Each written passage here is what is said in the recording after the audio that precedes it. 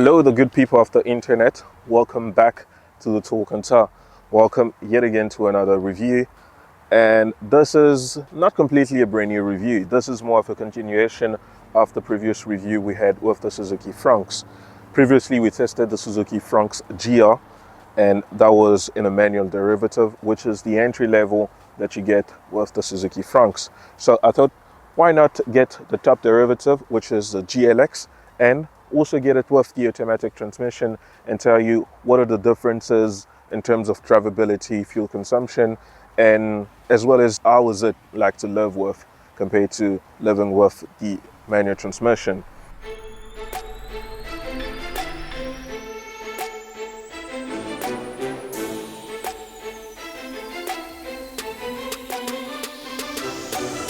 Let's do a quick recap.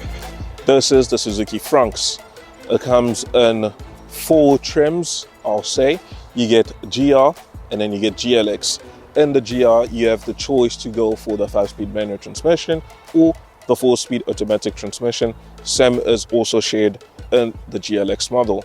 Previously, we tested the GR model in the manual transmission. They share the same engine, but different transmission. The engine is a 1.5 liter naturally aspirated 4-cylinder engine that makes 77 kilowatt and 138 newton meters of torque. Yes, those are not impressive numbers, but for daily commuters, for cars that you take from work and back and occasional road trips, I think that's just enough power. You don't need more than that. This engine and the transmission drives the front wheel. And speaking of wheels, here starts the first difference. On the GR model, you get black painted alloy wheels, while here in the top derivative GLX you get these two-tone diamond cut wheels. It is black and silver, which kind of adds a little bit more of a contrasting look to the car, makes it look more premium than the entry-level GL. In terms of lights, the lights are pretty much the same. Nothing has changed in terms of light. What has changed here at the front is that in the GLX model you get a front-facing camera. The grille is the same. You still get the scrummy bits here in the middle, and lights are pretty similar.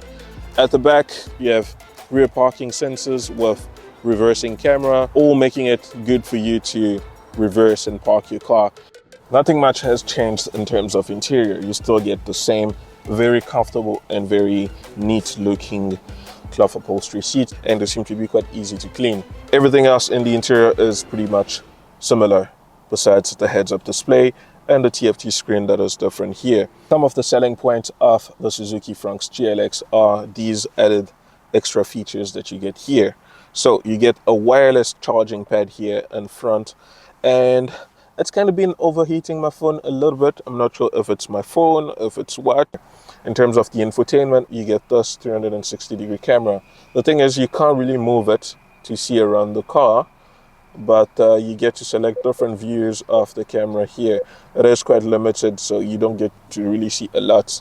What I appreciate is that you get parking sensors guided lines here, making it easier again for people who are new to parking and maneuvering cars. The Suzuki Fronx comes with 2 transmission options.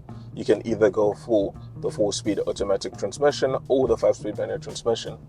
Having driven both, I can literally tell you that with the 5-speed manual transmission, you get to extract quite a lot more out of the car compared to this 4-speed automatic transmission. Yes, it is a good transmission, but with the 5-speed manual transmission, you get to shift up to 2.5 thousand RPM, 2,500 RPM, which makes your fuel consumption a little bit better than this automatic transmission. When I was driving the 5-speed manual transmission, I got to achieve lower than 4.5 liters per 100 kilometers, which has been completely impossible with this automatic transmission. Maybe it's me, or maybe I'm the drama. But yeah, it's been quite difficult to achieve an impressive fuel consumption with this automatic transmission. I've driven slow, I've taken off from standstill quite slower than the usual, but I still haven't been able to reach lower than 6 liters per 100 kilometers. Does it make it bad? Yeah, kinda. Right? The whole thing here is that the Suzuki Fronx is a budget car, and you're trying to save money in fuel, you're trying to save money in quite a lot of things. So having to, I don't know, achieve above 5 liters per 100 kilometers with this automatic transmission makes it a little bit not quite pleasant, you know, knowing that you can achieve impressive fuel consumption with the fast-speed manual transmission. So, I don't know, that is a personal choice now. Would you rather go for the fast-speed manual transmission and achieve impressive fuel consumption, or go for this comfortable and convenient 4-speed automatic transmission? For me personally, I'll go for the manual transmission because it is rewarding having to shift gears and get impressive fuel consumption than, I don't know, being super comfortable in traffic. Yes, you get added safety features here in the GLX model, but it is really worth the price?